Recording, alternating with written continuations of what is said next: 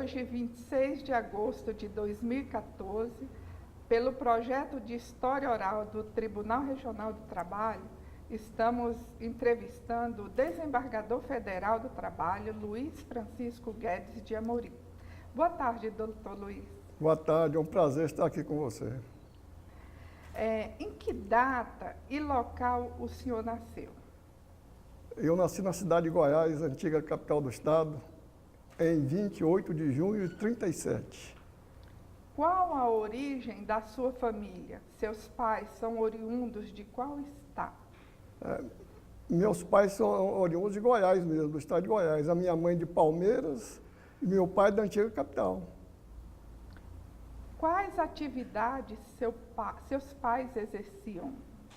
Meu pai foi, ao longo da vida toda, advogado na cidade de Goiás.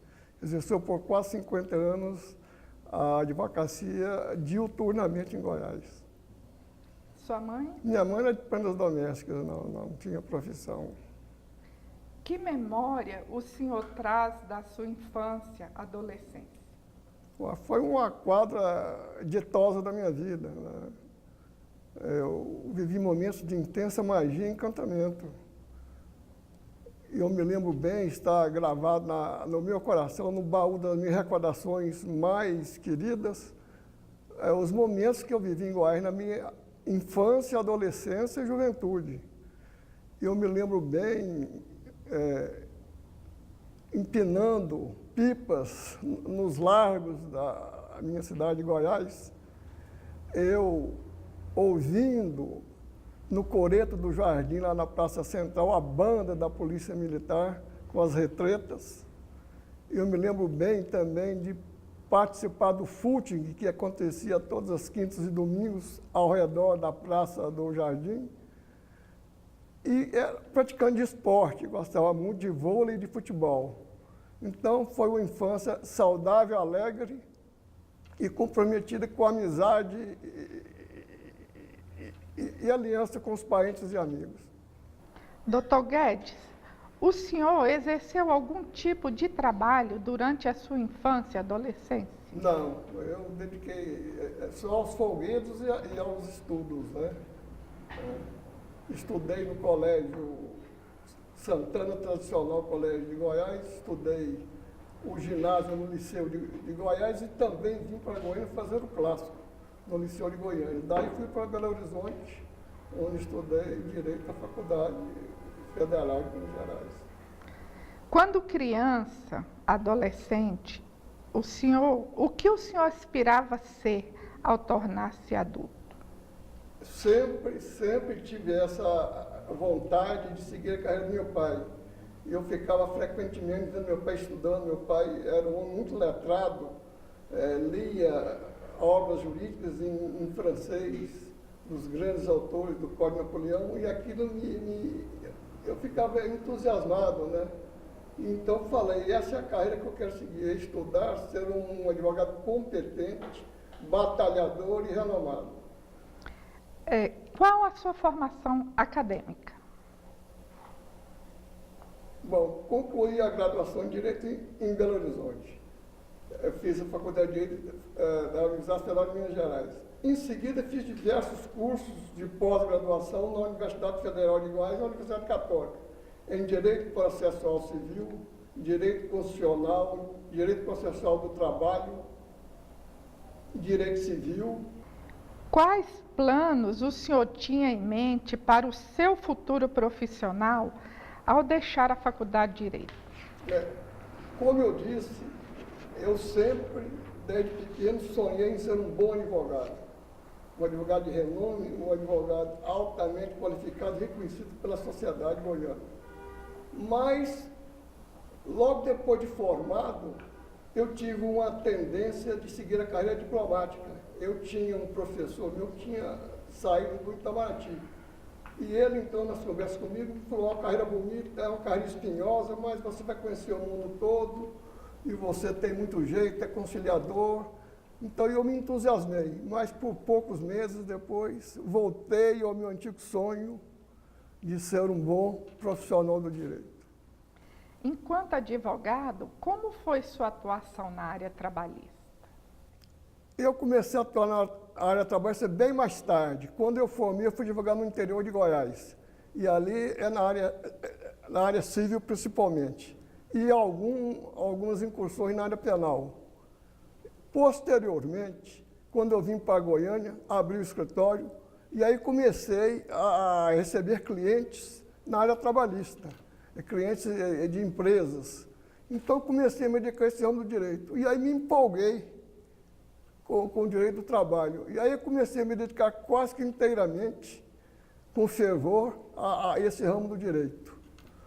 Isso se deu em 1980, mais ou menos, que eu manifestei esse então, amor pelo direito trabalhista.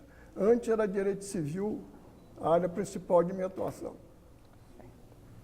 Em que ano o senhor ingressou na Justiça do Trabalho? Eu ingressei em 90. Eu participei da seleção para a escolha do 5º Constitucional. Foi o primeiro da lista, 6º, organizado pela Ordem dos Advogados do Brasil, seção de Goiás. Em seguida, essa lista 6º foi encaminhada a Brasília para ser reduzida para 3 pelo Tribunal Regional do Trabalho da 10ª região, porque Goiás ainda não tinha instalado o seu tribunal. E lá também permaneci em primeiro lugar, nessa lista tríplice.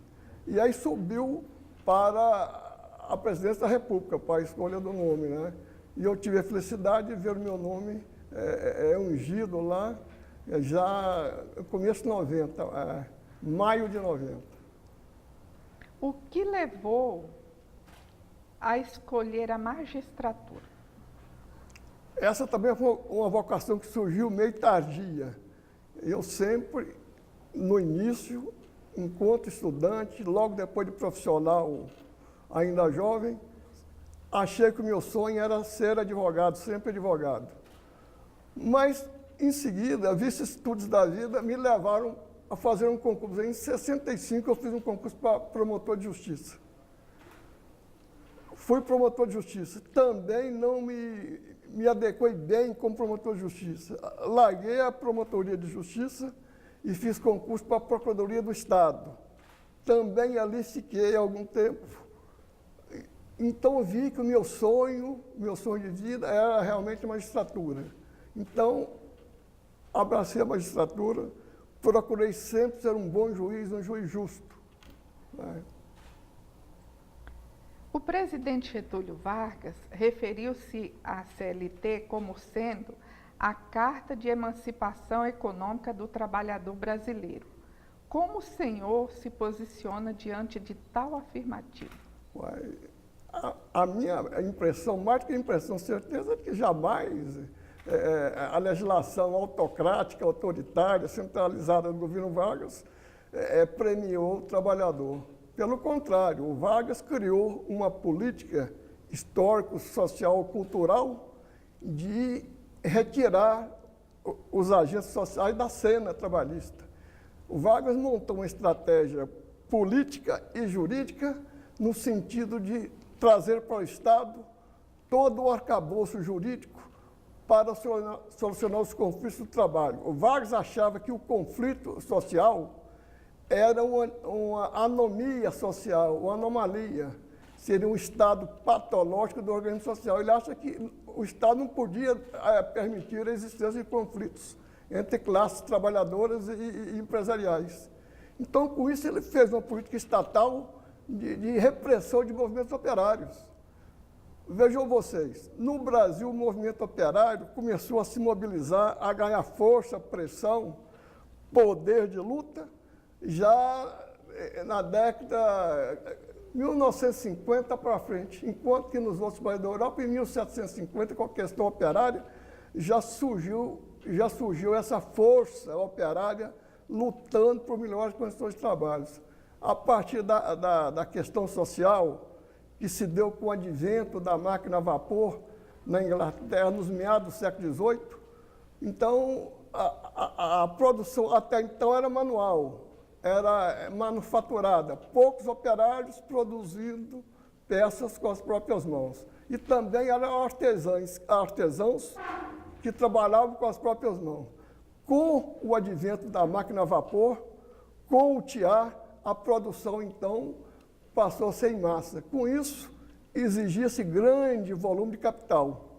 Então, criou-se a grande indústria têxtil, inicialmente na Inglaterra, e com isso exigiu grande concentração de capitais.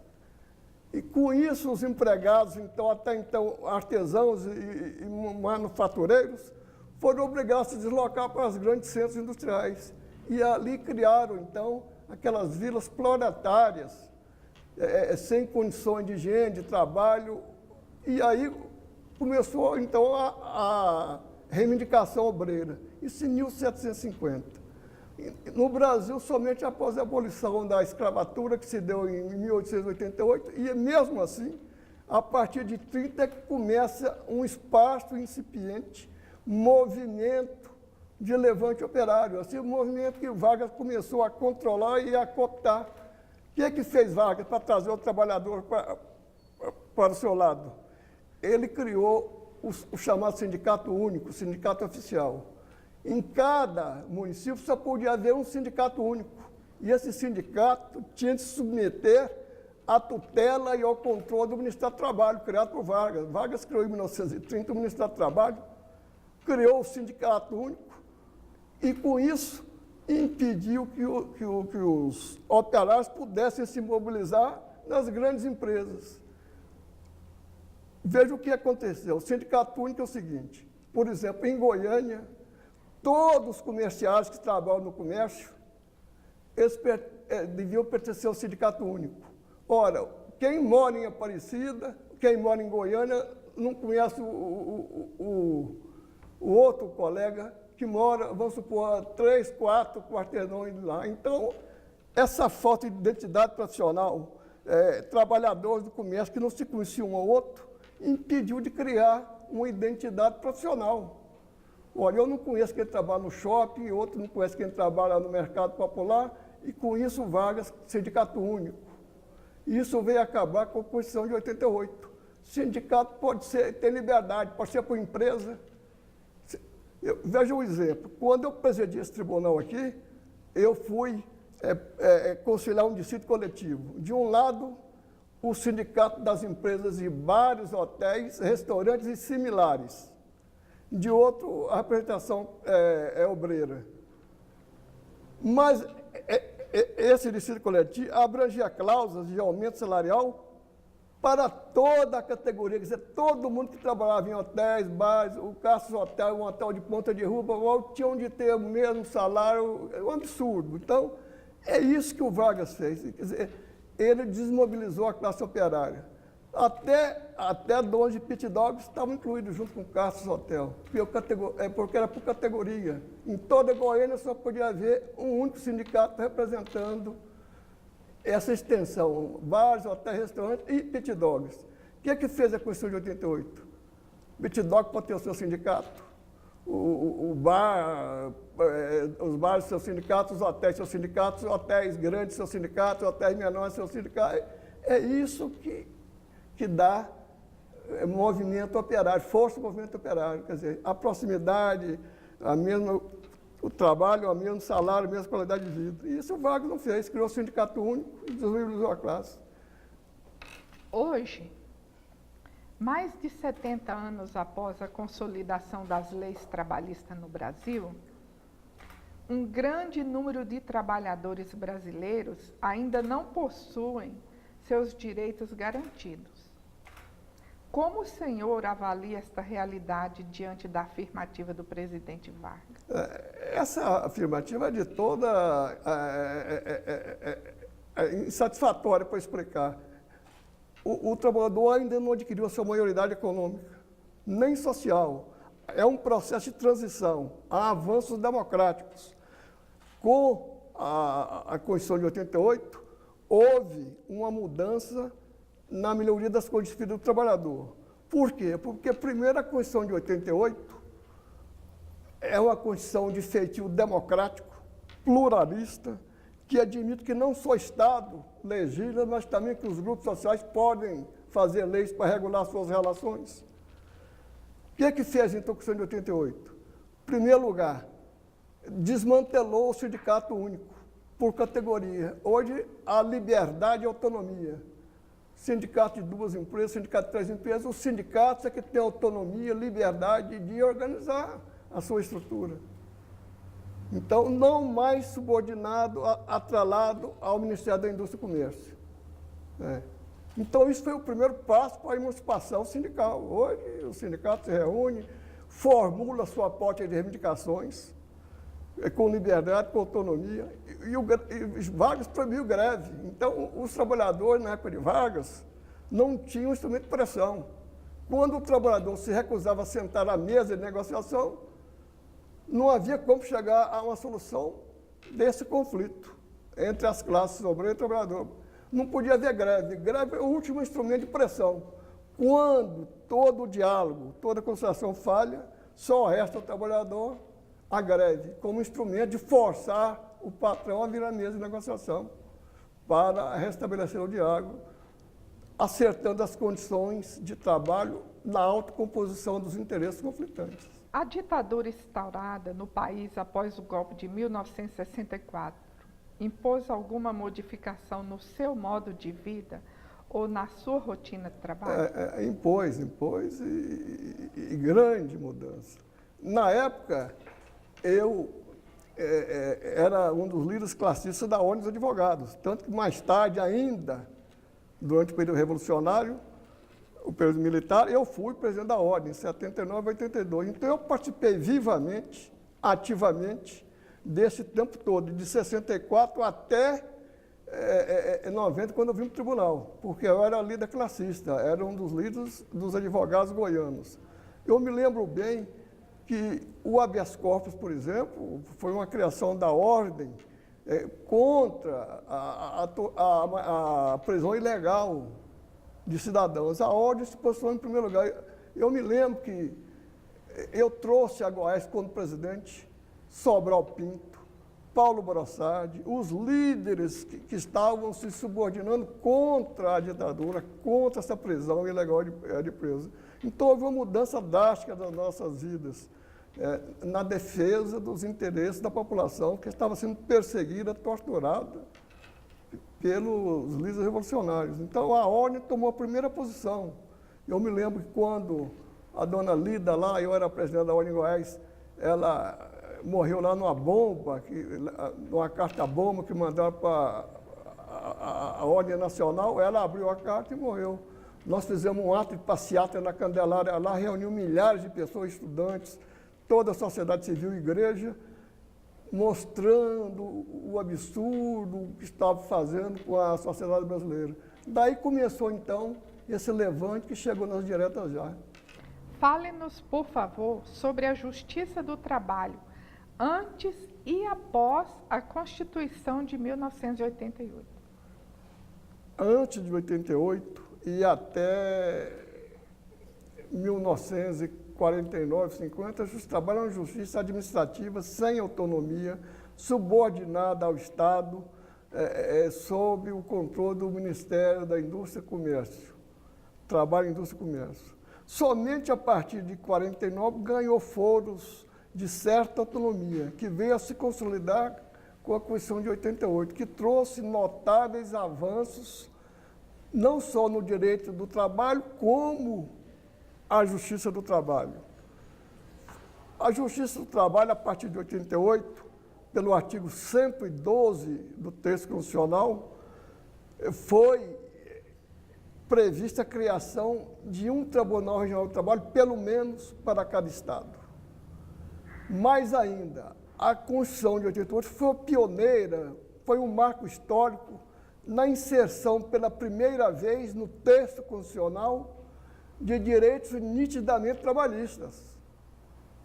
Por exemplo, autonomia e liberdade sindical, que não havia, era um sindicato único e oficial. A negociação coletiva como instrumento privilegiado da solução dos conflitos, não mais a solução judicial, mas a solução negociada pelas partes, o que se deu através da negociação coletiva entre sindicatos, patronal e obreiro, ou através de acordo coletivo entre empresa e sindicato obreiro. Mais ainda, a Constituição de 88 promoveu a justiça social. Valorizou o trabalho. O que mais fez a Constituição de 88? Criou direitos e princípios que dão luz e vida aos direitos trabalhistas. Por exemplo, o princípio da dignidade da pessoa humana reflete no trabalhador. O trabalhador tem que ser tratado com dignidade pelo empresário. O que mais? A valorização do trabalho como fonte de bem-estar e de promoção social do trabalhador. São princípios que, apesar de não serem trabalhistas, dão luz e vida aos princípios trabalhistas. E a Constituição de 88, nos seus artigos 6º a 11, elenca uma série, um conjunto, uma coleção de direitos trabalhistas, garantindo, então, a proteção efetiva ao trabalhador, que até então, no governo de Vargas, então nem se fala, não tinha direito. O que mais fez a Constituição? Tratou economicamente trabalhadores rurais equiparando aos urbanos. Até então, o trabalhador rural tinha um déficit de proteção. Tinha menos direitos trabalhistas do que o trabalhador, o operário urbano. Mais ainda, ampliou o sistema de proteção à mulher gestante, aumentou o prazo de licença, aumentou o prazo de estabilidade provisória. O que mais? Proibiu o trabalho de menor. Então, houve um sistema de proteção ao trabalhador, um sistema realmente democrático, né? Em conjunção com o que há de mais moderno e com os tratados da Organização Internacional do Trabalho. Hoje, a Constituição de 88 é uma Constituição que está a nível das grandes constituições europeias e americanas, na promoção da justiça social. Doutor Guedes, o senhor foi um dos principais personagens na criação e instalação do TRT de Goiás. Quais foram os motivos e quais as necessidades que levaram à criação do TRT da 18ª Região? Antes da Constituição de 88, já havia, de modo ainda incipiente, não muito organizado, um movimento da sociedade civil, com o apoio dos órgãos de classe, ordens de advogados, principalmente, federações de trabalhadores, federações de empregados, sindicatos, patronais e obreiros, no sentido da criação de um tribunal do trabalho para atender a demanda do Estado de Goiás. Mas havia um empecilho seguinte, argumentava-se, porque a Constituição anterior não previa a criação de um tribunal em cada estado. Então, falou assim, mas Goiás não tem uma massa, um volume de processos ainda suficiente para justificar a criação de um tribunal próprio. Então, alegava-se às autoridades monetárias e fiscais que seria um gasto de dinheiro muito elevado pela pouca quantidade de processos.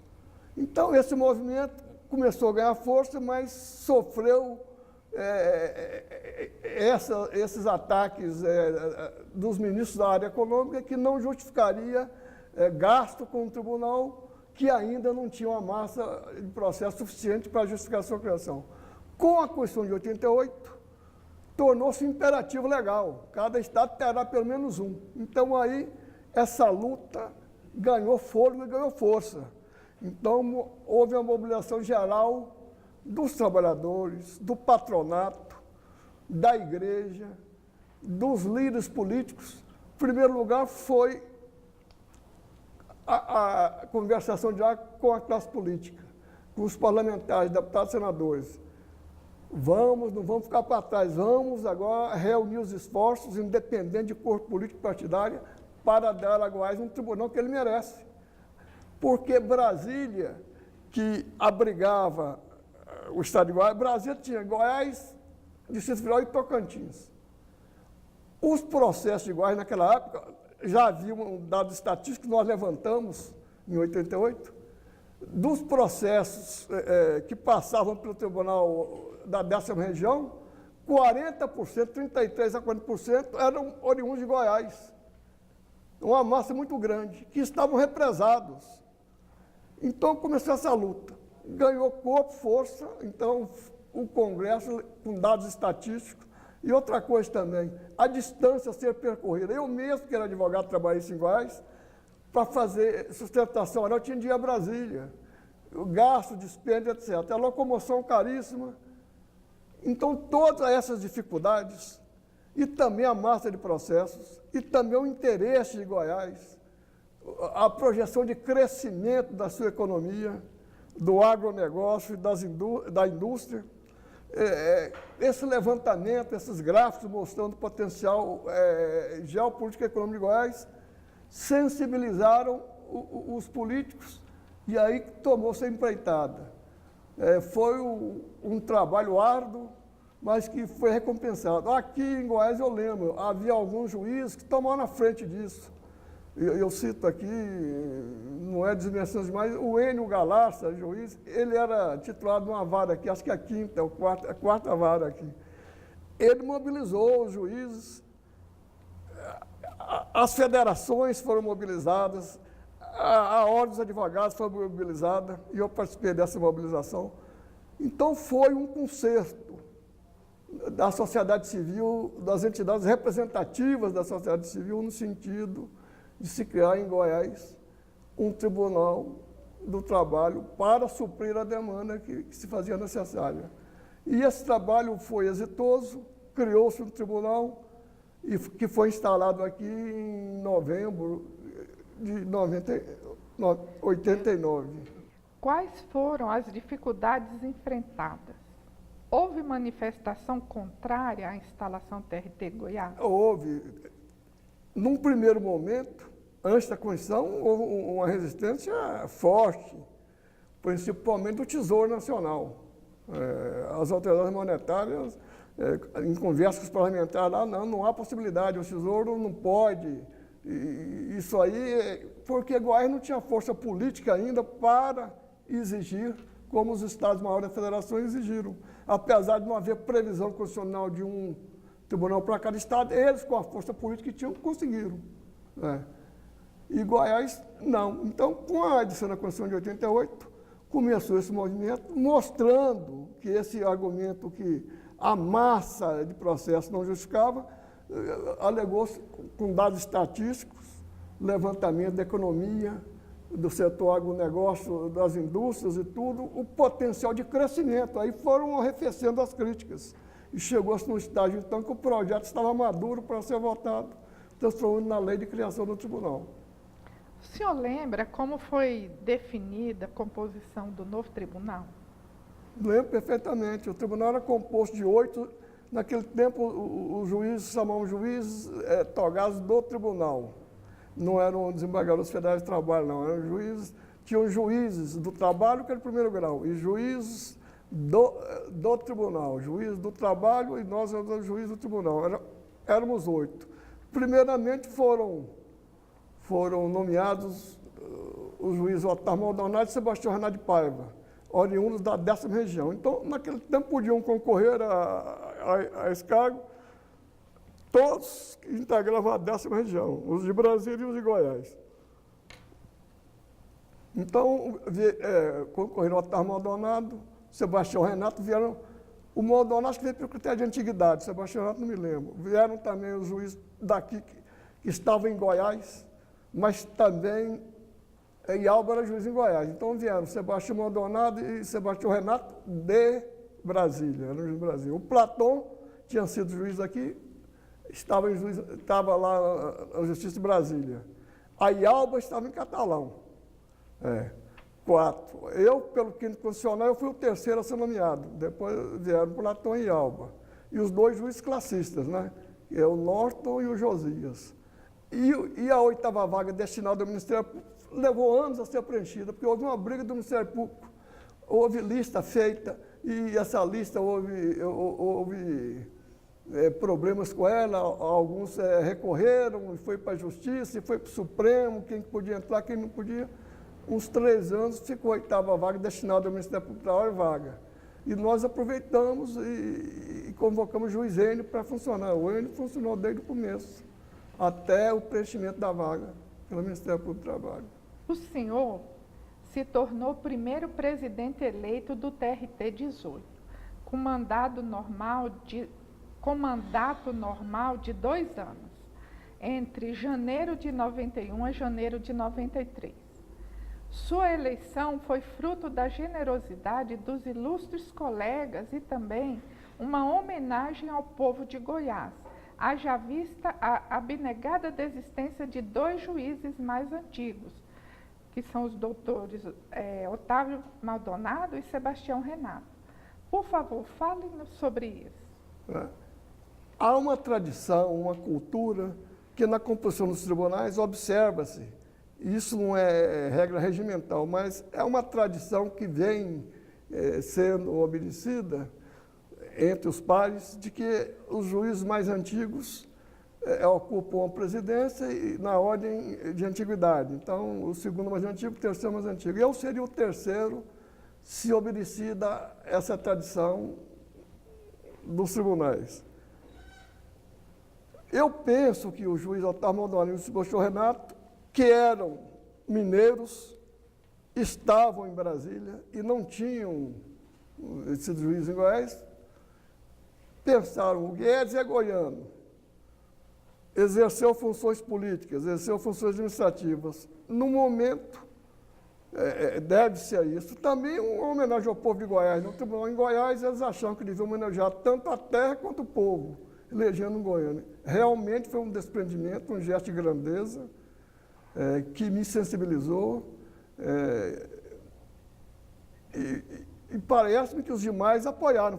Na realidade, para implantar um tribunal, começando praticamente do zero, precisa de alguém que tenha laços de relacionamento com toda a comunidade para conseguir, então, essa instalação.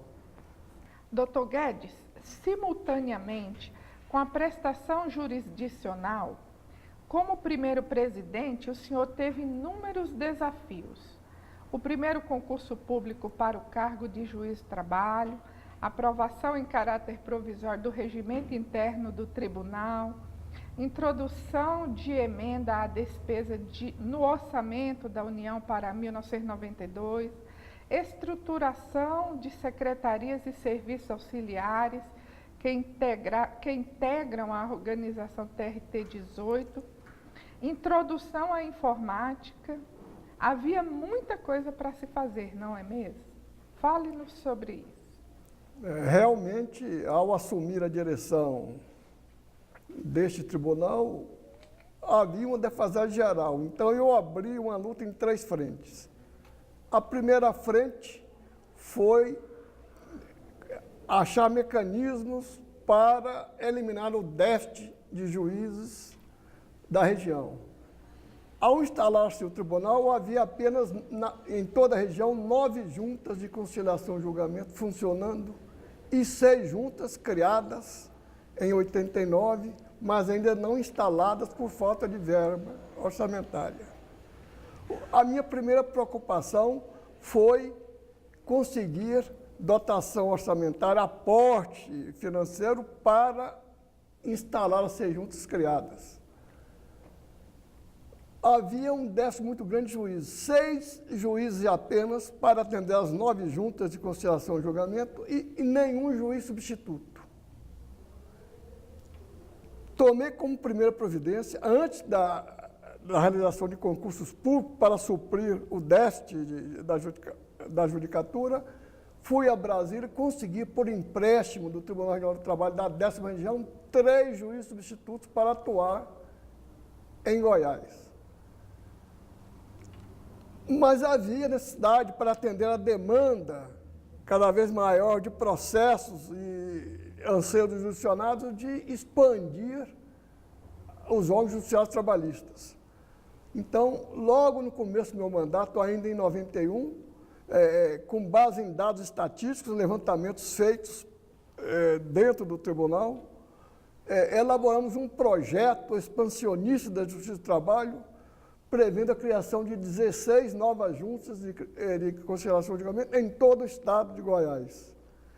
E esse projeto foi submetido ao TST, aprovado, foi submetido ao Congresso, aprovado, e transformou-se na lei em 92, criando mais 16 varas de justiça de trabalho. Então, suprida estava a deficiência de órgãos judiciários, mas não havia juízes para exercer a judicatura. Providenciei imediatamente a realização do primeiro concurso público para ingresso. Esse concurso público foi o mais concorrido na época em todo o Brasil. Dele participaram mais de 2.300 candidatos. Foi um concurso rigoroso, sério, muito bem avaliado pelos candidatos. E da banca examinadora, composta de ilustres juristas convidados, participou pela primeira vez até então um ministro do Supremo Tribunal Federal, o ministro Marco Aurélio de Mello, que deu grandeza, então, mostrou a importância desse concurso, a seriedade desse concurso. Foram aprovados 16 novos juízes. Eu imediatamente dei posse a eles, não ficar nem um dia estagiando, não.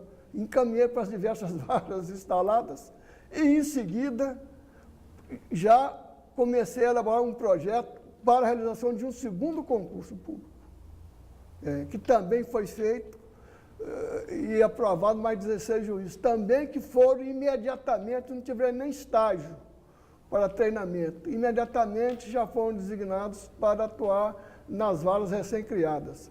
Então, com isso, foi atingida a primeira frente, o déficit de órgãos jurisdicionais e de juízes sanado.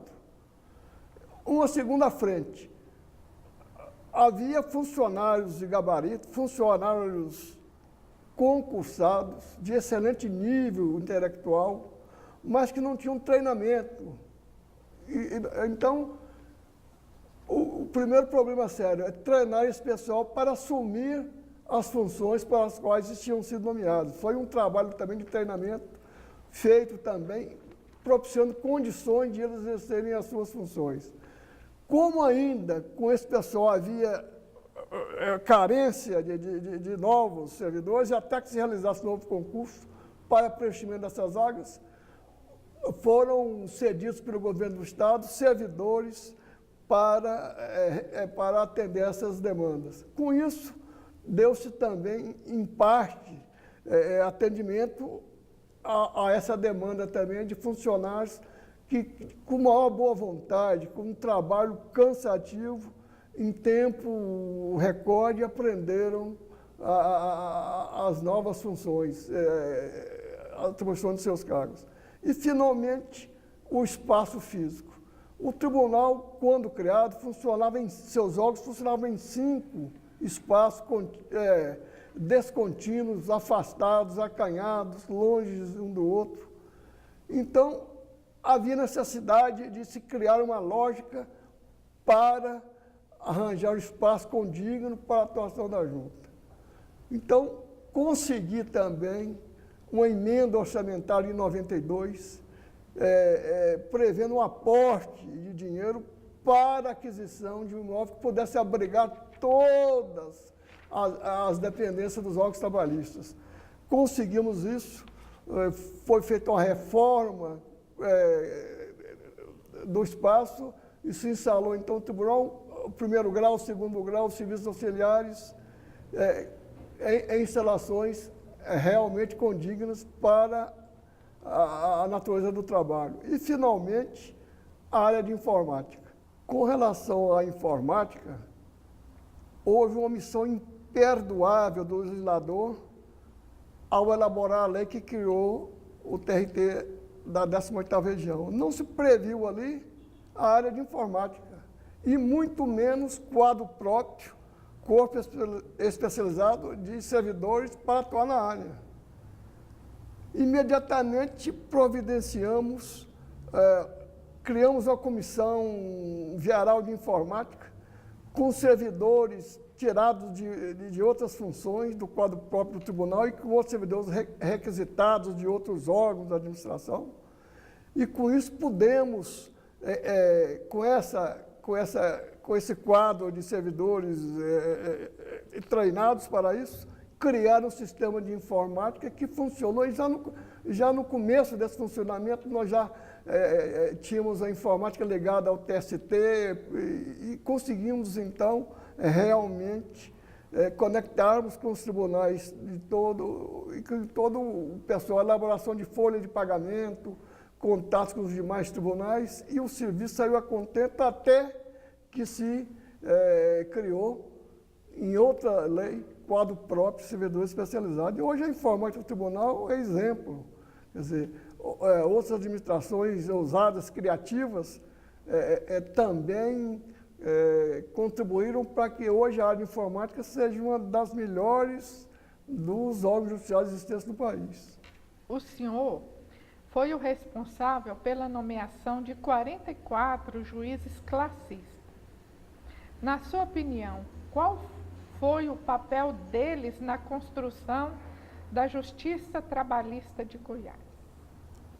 A representação classista é uma herança que vem dos tempos da fase administrativa e sem autonomia das antigas comissões mistas de conciliação e julgamento do governo Vargas.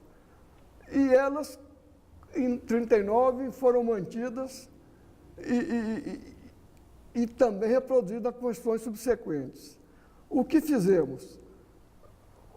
Requisitamos, chamamos aqui todos os presidentes de federações patronais obreiras e mostramos a necessidade de indicar listas tríplices compostas, constituídas de empregados e empregadas que realmente tinham conhecimento, que de preferência fossem bacharelagem em direito, apesar de a lei não exigir, que pudesse dar uma contribuição não só ao juiz-presidente da junta, mas também à solução dos litígios, porque uma justiça paritária, classista, como era a Justiça do Trabalho, exige que o juiz classista, que participa principalmente da conciliação, porque, abrindo um parênteses, a Justiça do Trabalho tem duas fases distintas.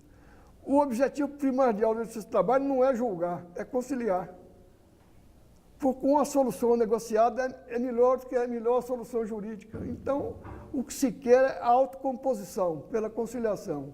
Então, o juiz classista, tendo experiência sindical, tendo conhecimento na área jurídica, facilitaria muito a obter-se conciliação nas audiências trabalhistas. O ministro Marcelo Pimentel, abordando a questão da justiça classista, fez um comentário, meu ver, com brilhantismo. Mostrou o seguinte, que a função maior da justiça classista, em primeiro grau, é a atividade pedagógica, de orientação, principalmente, e que, pelos dados estatísticos levantados, de orientação das partes, pelos dados estatísticos de que dispunha na época o TST, 50% das demandas trabalhistas obtiveram sucesso através de conciliação. Diz ele, não sei se a conciliação foi bem ou mal feita, mas houve a conciliação. Com isso, houve solução de quase da metade das ações trabalhistas no primeiro grau de jurisdição. Então, diz que é uma função pedagógica de orientação, de educação das partes, para obter a autocomposição, em vez de buscar a solução jurisdicional, que nem sempre é a melhor. Não atende, às vezes, o interesse de nenhuma das partes. Essa justiça, durante certo tempo, exerceu uma função importante na conciliação dos litígios e alcançava um percentual alto. Quase metade das decisões eram feitas através da conciliação. Mais tarde, houve parece uma política classista no meio e desvirtuou um pouco essa justiça classista. E com isso houve um levantamento e mostrando que já perdeu a substância daquelas atividades pedagógicas e tal, que não estavam mais suprindo as necessidades para as quais foram criadas. Então, com isso, politicamente houve uma crítica à permanência da justiça classista na Justiça do Trabalho e uma emenda constitucional de 99, acho que a emenda constitucional 24, suprimiu a justiça classista da Justiça do Trabalho. as juntas de conciliação passaram a ser várias do trabalho, com a presença apenas do juiz-presidente, e os tribunais de segundo e terceiro grau também deixaram de ter representação classista. Mas, num momento histórico, prestaram um bom serviço, que depois, com o passar do tempo, foram perdendo a importância que obtiveram no primeiro momento. Na sua opinião, a retirada deles foi um equívoco, uma precipitação, ou foi apenas consequência da modernização necessária nos procedimentos processuais? Esse modelo de composição do Justiça do Trabalho é um modelo de inspiração fascista, que veio da Carta do Trabalho italiana de Mussolini, de 27, com essa representação classista paritária. E já hoje parece que o mundo moderno já não existe mais esse feitio, esse paradigma de justiça paritária e classista. E também como o número de conciliações, tarefa primeira desses juízes classistas, diminuiu muito, o momento histórico-cultural presente já não justificava mais a sua permanência nos quadros de trabalho. Então foi um momento cultural importante na época, mas que perdeu a substância no decorrer do tempo. Doutor Guedes, o senhor foi nomeado desembargador na vaga destinada ao 5º Constitucional. Alguns juízes questionam a destinação desta vaga à OAB. Qual a sua opinião a respeito?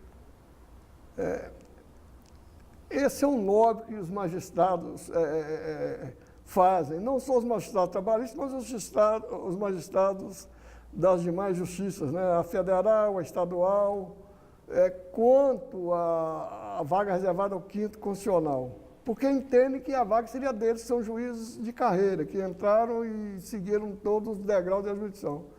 Acontece que os tribunais intermediários e superiores, eles têm um papel que eu acho que é moderador. É um papel que precisa mais de ter uma iluminação vindo de olhares diferentes. Um novo olhar, um segundo olhar, não só do magistrado, mas também de um operador do direito que vem trazendo contribuição. E essa contribuição enriquece, a meu ver, está enriquecido e tem iluminado as decisões dos tribunais.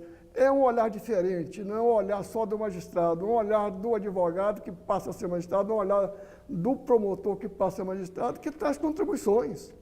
E é desse entrechoque de visões que surge a justiça. Então, eu acho que é fundamental. Isso é democrático e garante a participação de outros operários do direito na administração da justiça.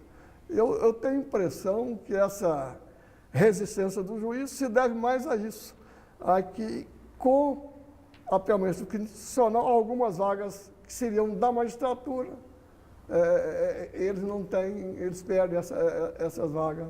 Mas eu acho que a contribuição que eles têm dado, de modo geral, é uma contribuição inestimável, valiosa.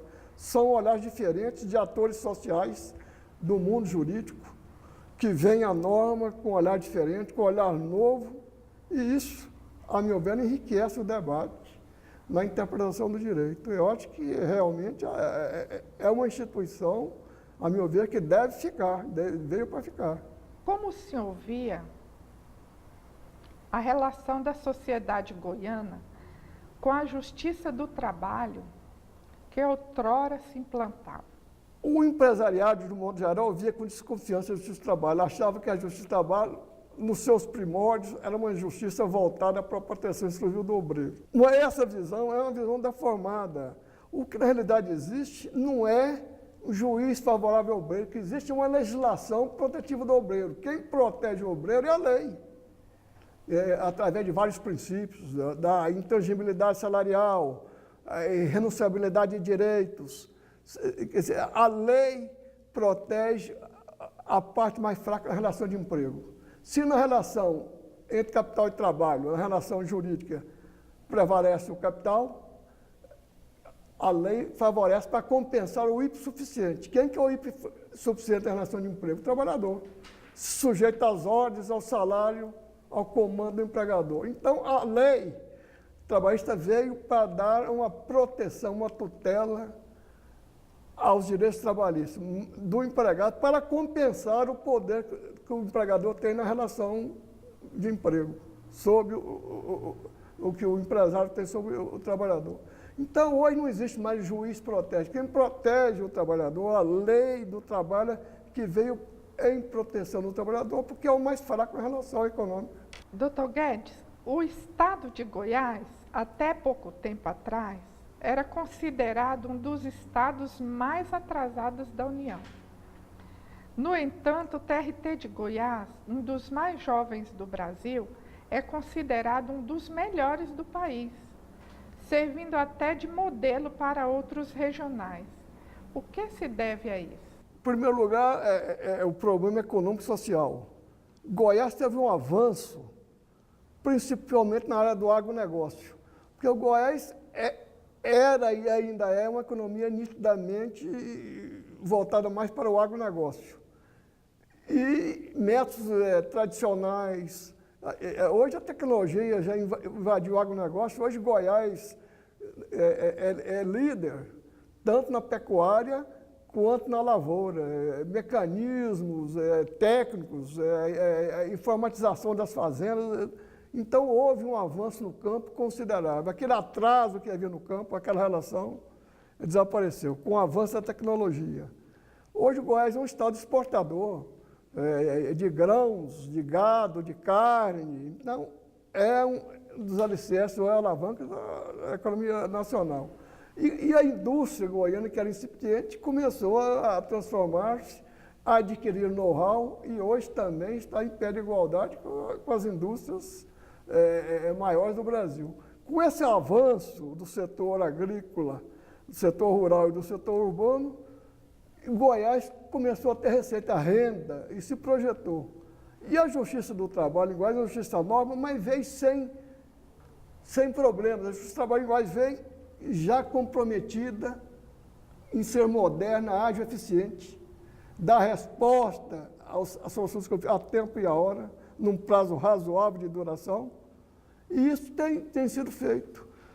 Até quando eu permaneci no Tribunal, Goiás estava entre os 2 ou 3 tribunais melhores qualificados do país, com taxa de produção altíssima, qualidade da prestação jurisdicional, não havia processo em atraso, e parece-me que isso está sendo mantido, né? Os novos juízes que chegam vêm com essa ousadia, com essa capacidade de trabalho. Realmente, Goiás desenvolveu, primeiro no setor rural e industrial. E o tribunal é um tribunal que veio para mostrar que veio.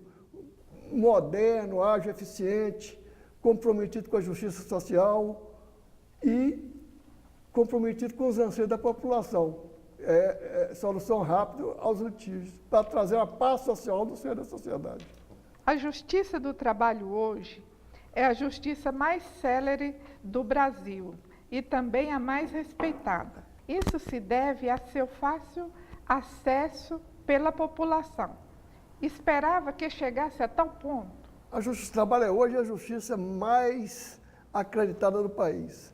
Primeiramente, como você muito bem diz, de fácil acesso. Não há custos processuais, não há honorários, há o justo postulador, a própria parte pode se fazer presente em juízo sem advogado. Não há honorários sucumbenciais que encarecem a justiça comum de um modo geral.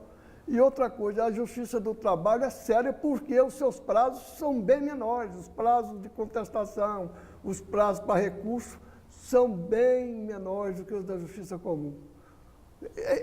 Esse excesso de prazo da Justiça Comum, esse encarecimento do acesso à jurisdição, custas para tudo, para todo ato processual tem que pagar custas adiantadas, encarece, torna difícil e atrasa a prestação jurisdicional. A Justiça do Trabalho é de fácil acesso porque não há esse custo para ter acesso à jurisdição.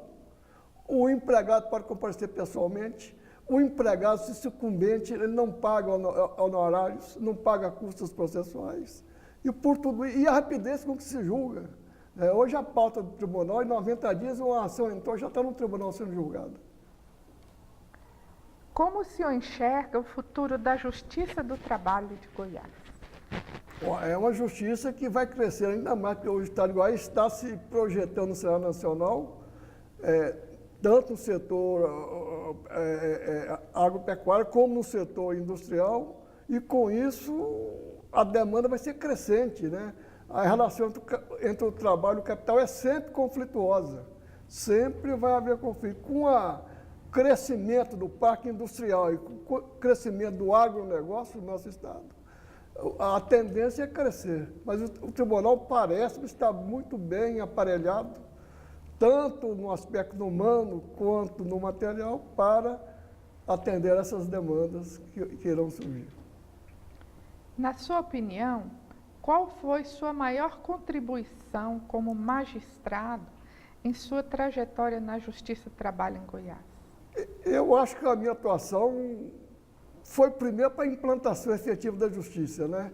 Dar as condições necessárias para a justiça funcionar, atendendo ao compromisso que tem com a população goiana, com o seu jurisdicionado. E depois, o que me mostra, me faz alegre e feliz, é que durante os 17 anos em que fui magistrado desta corte, eu sempre estimulei a negociação coletiva. Todos os distritos coletivos que eu me lembro foram só por mim presididos. O sindicato falou assim, cadê o doutor Guedes para presidir? Porque eu era conciliador, chamava, orientava pedagogicamente. Deixa o juiz julgar, não. O juiz não entende esse negócio de cláusula coletiva, não. Vamos vocês dois, vamos chegar a um acordo. Então, esse tom conciliador, mostrando pedagogicamente às partes que uma solução negociada é melhor do que uma sentença, isso contribuiu durante 17 anos. Eu era solicitado sempre para presidir os distritos coletivos. Consegui um índice muito alto de conciliação dos sindicatos. Isso me alegrava muito, porque tanto os sindicatos de patrões quanto de empregados não queriam, não tinham o Guedes para presidir. Então, para mim, foi um fato muito observador e me deixou feliz. Era chamado sempre a presidir as negociações coletivas para a conciliação das partes conflituosas. Enquanto magistrado, aconteceu algum fato inusitado que ficou na sua memória e que possa compartilhar conosco? Não, na minha parcela por esse tribunal de 17 anos, não me lembro de nenhum fato que possa ter me espantado, surpreendido.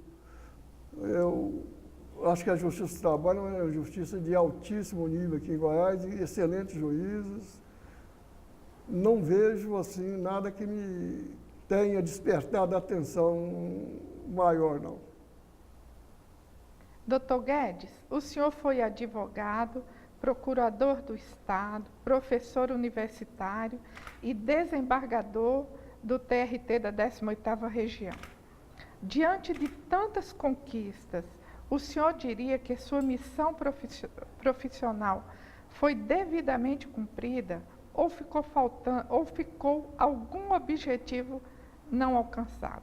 Não, eu acho que na área jurídica eu me realizei como professor, como advogado, como órgão do Ministério Público. Na realidade, eu caminhei por todos os caminhos na área jurídica, né? Fui caminheiro de todas as caminhadas. Onde passei, parece que semeei, e a semeadura foi boa, deixei como advogado, como juiz, como membro do Ministério Público, como professor. Eu tenho o orgulho de dizer que contribui de algum modo para mostrar que Goiás tem bons operadores do direito. Bom, é isso, enfim, que o tribunal hoje é um tribunal competente, que tem minha contribuição, que a ordem tem minha contribuição, e essa contribuição, em maior ou menor escala, de algum modo, levantou esses órgãos. Que orientações o senhor daria a um magistrado que está iniciando a carreira no nosso tribunal? O juiz tem de ser justo e bom. Qualquer outro qualificativo é desnecessário. Juiz inteligente, juiz brilhante, juiz estudioso, isso não é qualificação de juiz. O juiz tem de ser justo. O juiz deve buscar a justiça, como o artista busca o belo, como a moral busca o bem. O que é que o juiz busca? Verdade. O que é que o artista quer? O belo. O que é que a ética quer? O bem. Então o juiz tem de buscar isso, a verdade. ser justo, dar a cada um o que é seu. O juiz justo, só isso, o juiz tem que ser justo, procurar a verdade para fazer justiça. O objetivo deste projeto é produzir entrevistas que servirão como fonte de pesquisa sobre a justiça do trabalho em Goiás, reunindo as entrevistas em um vídeo documentário e também a confecção de um livro. Que mensagem o senhor gostaria de deixar registrada para aqueles que futuramente terão acesso ao seu depoimento? E que a história há de registrar que no início éramos um punhado de bravos, que caminhamos, conseguimos isso na caminhada, que deixamos um tribunal funcionando e que outras mãos mais ousadas, criativas e jovens vão prosseguir nessa caminhada. O tribunal tem que ser iluminado por isso, prestar bom serviço e qualidade aos seus clientes jurisdicionados. Com isso, estará cumprindo a sua missão de julgar com justiça. Que pergunta não foi feita ao senhor nesta entrevista que gostaria que eu a fizesse? Foram feitas todas as perguntas bem feitas, nada mais a acrescentar. Dr. Luiz Guedes, o que é a vida? A vida é uma caminhada. Eu me tornei, durante a vida, um caminheiro de todas as caminhadas. O importante é não saber, é andar. Andar, caminhar, semear. Porque no fim da jornada alguma coisa haverá para se colher. Então a vida é caminhar. Caminhar, não parar e procurar semear. Semear, que no fim da jornada alguma coisa você vai colher. Isso é importante. Quem é Luiz Guedes, na opinião de Luiz Guedes? Luiz Guedes é um moço esforçado, que lutou para subir na vida, que, graças a Deus, encontrou amigos leais, conseguiu realizar os seus anseios, os seus propósitos, com a colaboração de amigos, com a graça de Deus, com o apoio dos familiares e sob as bênçãos de Deus.